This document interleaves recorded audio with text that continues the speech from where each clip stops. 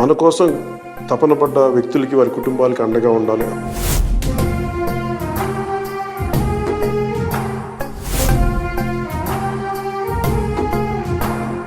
క్షేత్రస్థాయిలో ముఖ్యంగా పోరాట యాత్ర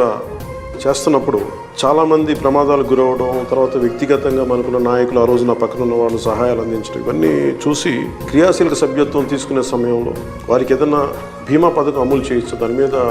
ఆ సాధ్యాసాధ్యాలు చూడండి అంటే దాదాపు 1,00,000 మంది పైచిలకు అందరికీ కూడా బీమా పథకాన్ని వర్తింపజేశారు.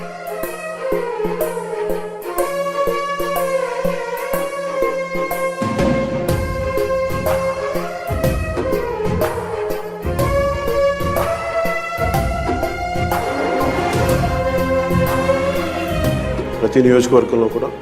జన సైనికులు, వీర మహిళలు, జనసేన నాయకులు ప్రతి ఒక్కరు ముందుండి ఈ ప్రోగ్రాంని విజయవంతం